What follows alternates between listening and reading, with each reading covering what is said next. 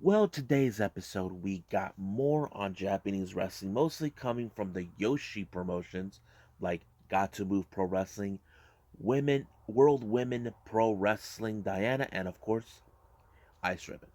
But keep in mind, Diana and Ice Ribbon are two of the promotions I'm a little behind on, or so, but I'll be catching up with all of them soon enough. But for right now, let's get started with another episode of the Deleted Wrestle Zone.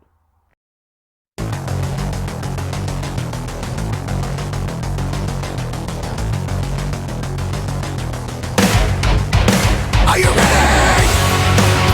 Get up, get up! Get up, get up! Get up, get up! Get up, get up! Get up, get up! Get up, get up!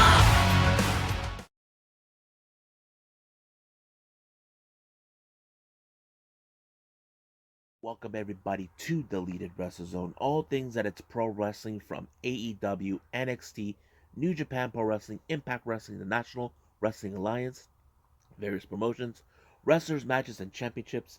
I'm your host, J-Rod here. So let's begin with Gatoh Move Pro Wrestling with their ChocoPro shows that they normally do.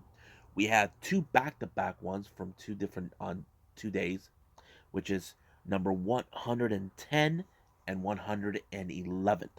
Now, this one, the 110 episode took place on the 1st of May, which is the beginning of the month of May.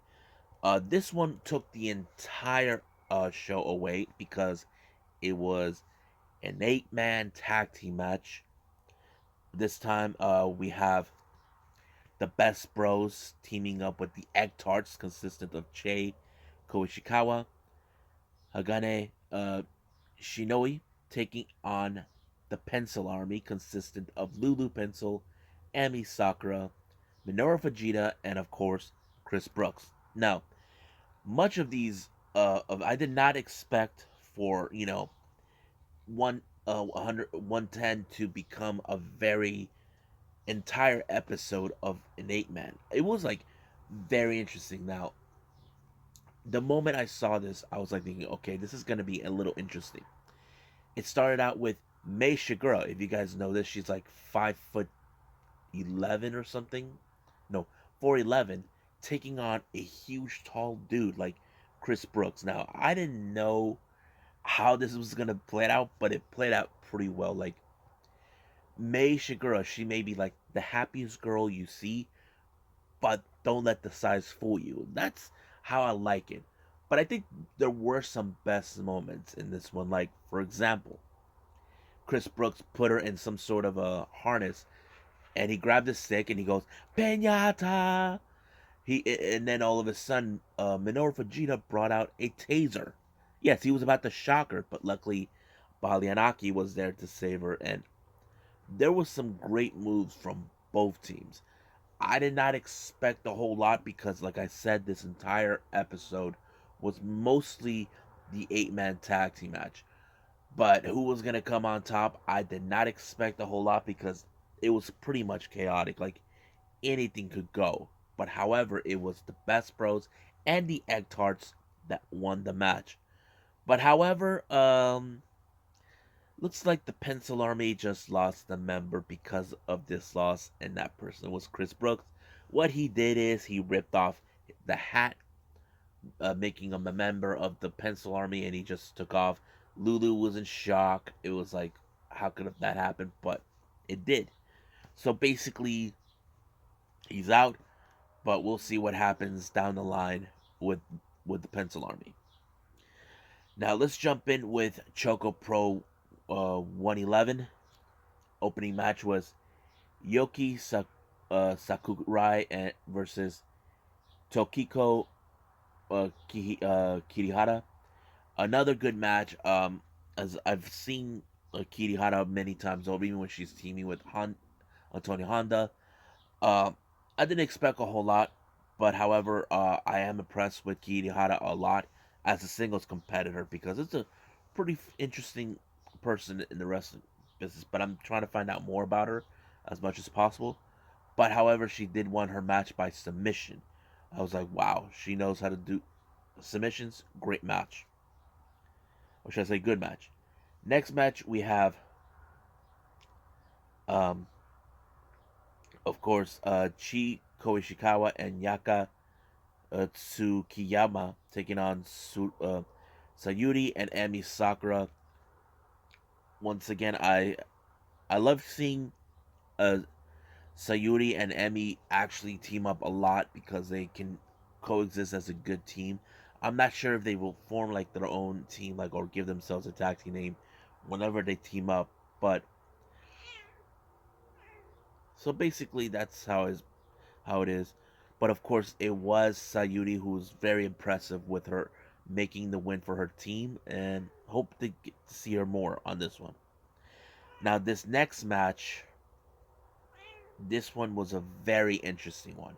As you know, the Best Bros, consistent of Balianaki and Mei Shigura, were facing the Freedom's Tag Team Champions, Minoru Fujita, who also serves as Gatoh Move's uh, super uh,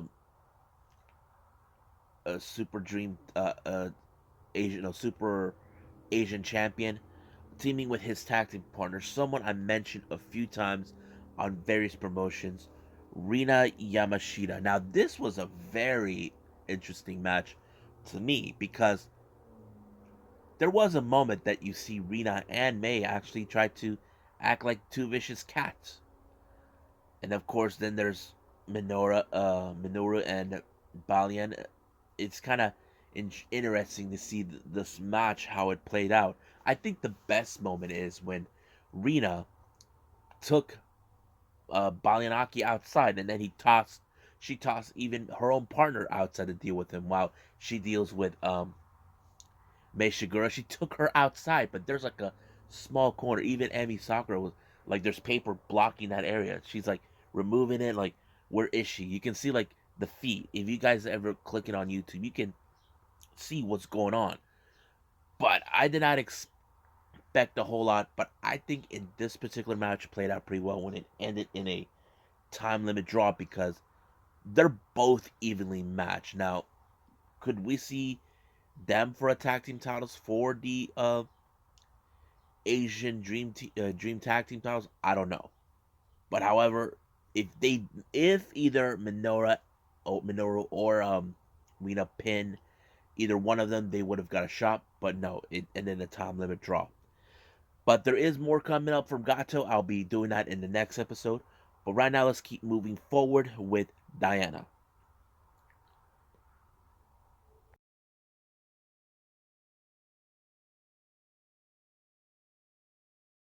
Okay, this was a collaboration event, not only by World Women Pro Wrestling Diana. They're also teaming up with Asuka, produced by them. It was a pretty good, fun event. They brought in some male wrestlers to get involved. I thought it was pretty good. Uh, Opening match. Oh my god, that was the most funnest match ever because it was Madeline taking on Kikutaro. Now, if you guys don't know who he is, Kikutaro is legendary in Japan. He's like this strange guy who you don't expect him to win, but however, in character wise, he's like a bit of a pervert when it comes to the women in wrestling.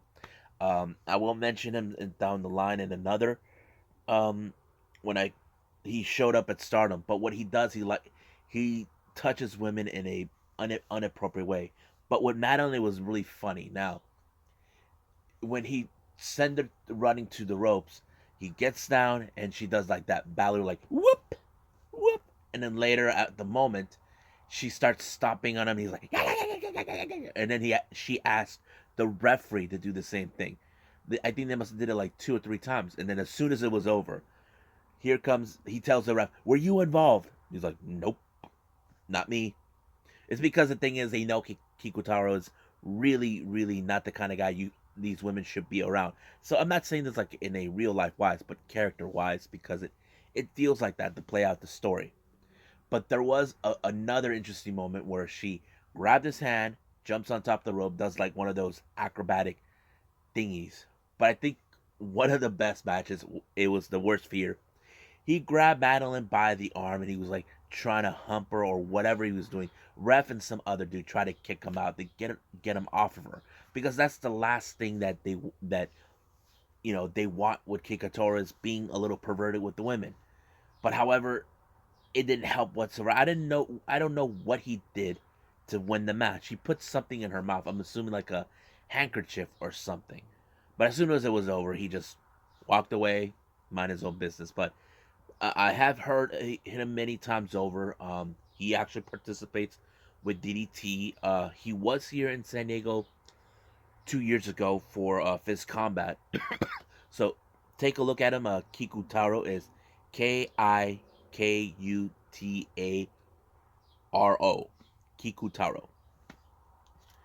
Next match is a intergender tag team match. We have Hayato Tamura teaming with Yuna Mizumori taking on Dragon Gate, Kenichiro Aria, and Jaguar Yokota. Now, this was also another interesting match because I did not expect Aria, who made mostly a lot of appearances down in Dragon Gate, to be involved. But I think it's great to see him that he did. I didn't expect a whole lot. Um, Tamura, I'm not sure who he is. I'm assuming he's from another promotion, but it was a very good match. But however, it was because of Aria's popularity and Jaguar Yokota, they won their match because they're mostly the most dominant force you can tell, even as a singles competitors. Next match we have uh, what's his name? It's a 6-man intergender match again. We got Miju Yabushida, Kazuki, and Guts Ishikawa taking on uh, Leo Isaka, Cherry from Ice Ribbon, and of course the founder Koyoko Inoue.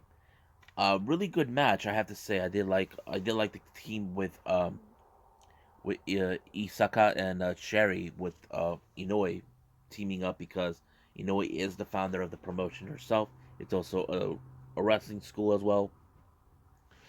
A great match to watch as well because you get to see Inoue what she can do in the ring.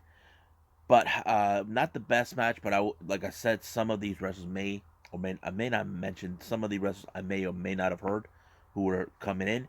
But it was a good, interesting match to watch.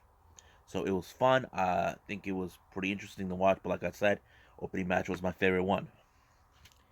But however, it was Isaka and Sherry and Inoue who won this match. All thanks to Inoue, who pulled it up for her team. In the main event, we got Ami Miura teaming with Hagane Shinoi, taking on Ayako Sato and Asuka. I have to say, very impressive match because the thing is, um, each of these wrestlers as individual, you can tell they are good. But when it comes to tag teaming, that's a little different story. I did not expect that Ayako Sato and Asuka were gonna win this one because, like I said, I hardly see her with any other women to team up with. But it helped them. It was Ayako and Sakura who won due to a submission. But of course, these two were the ones who actually produced this event. It was very interesting. They're not expecting to bring Kikutaro, but it was really fun. So I did enjoy it. Not the best one, but I know there's be best events coming from them in the near future. Now let's end the episode right now with Ice Ribbon.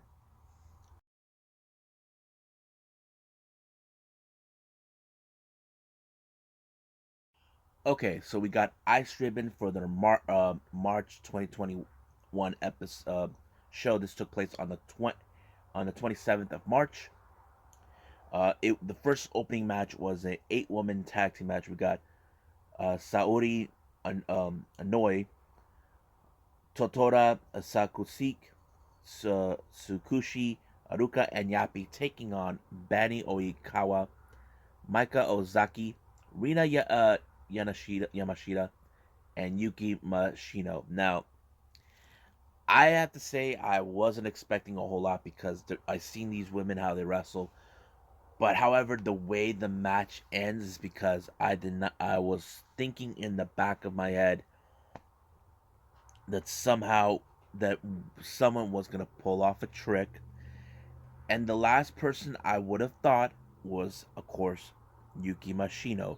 Why would I think that? Yuki Mashino is in a character wise, she is a very kind person, but however, she always has this thing in her head. If you guys know this or not, she built her own cardboard championship, acting like she's a champion, and she pulled off the victory.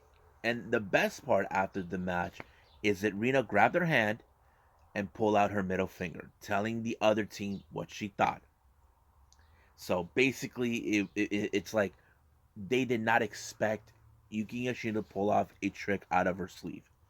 She's like the last person, but could this be like a development of her changing her ways? I'm not sure, but I'll pay attention more to this at more to come to it. Excuse me. Next match is for the Triangle Ribbon Championship. This is between Ibuki Oshi, Natsuya Uno, and of course the current champion Ram Kaicho. I did not expect a whole lot in this match because I thought in the back of my head Ram Kaicho, who was the champion, was going to retain it. But however, they were mostly the challengers were the one that got rid of uh, Ram because she's the bigger threat. But however, she tried to get back in there to retain the title as much as possible, but it did not work. However, it was Uno who actually pulled off the victory. You wouldn't expect that, but it did. Um, she is now the new Triangle Ribbon champion, so we get to see more of her. Probably saying, I have to say, if you guys know this or not, Ram herself, she is not fully signed with the promotion. She's a freelancer. She mostly participates with Triple Six, which is another promotion. It would make sense for her to drop the title, but we'll see how that goes down the line in the future.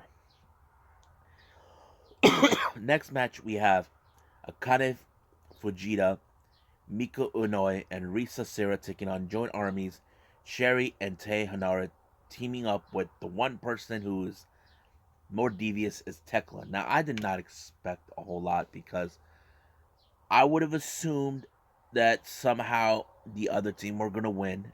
But what surprised me is how Tekla won in a way I did not expect. She threw some sort of like gushy thing. I don't know on Risa Sarah. I don't know what it was. I'm like, ugh, that's disgusting. It's kind of like someone spit out your boogers out or something. I don't know. But Tekla thought it was funny. She thought that, oh, this is what you get. But Risa did not take that lightly whatsoever. So sooner or later, Risa will get her hands on Tekla because Tekla targeted her. She wants her championship, and it would make more sense. So watching that, it kind of says, okay, Tekla has something up her sleeve. She wants Risa Sera. We'll see where they're gonna go with that match down the line for her title. Next match we have, it's a Suzuki Hardcore Determination 7-match series. This was her second match. She lost her previous one. Her challenger is Takashi Zazaki.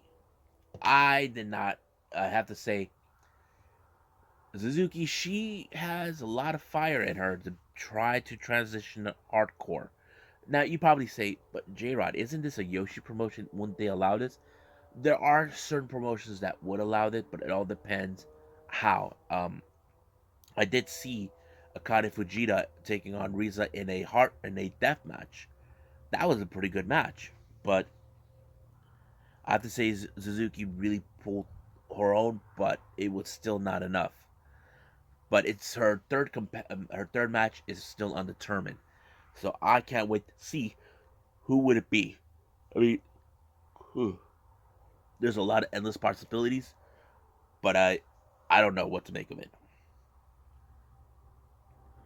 Next match we have the Lovely Butchers, Hamuko Hoshi teaming up with Mochi Miyagi, taking on Miragi Kunuri and Hiroyo Matsumoto.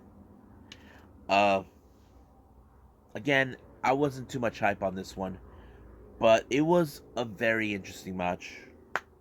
Like, not a whole lot, but I have to say I just let this fly, see how it goes. With this one, it was what's their name, Kimuri and Matsumoto, that won the match. But however, the next match was the one that got me interesting, which was the Ice Infinity title between Maya Yukihi and Sakusa Fujimoto, who's this is her maybe her second or third defense ever since winning this title.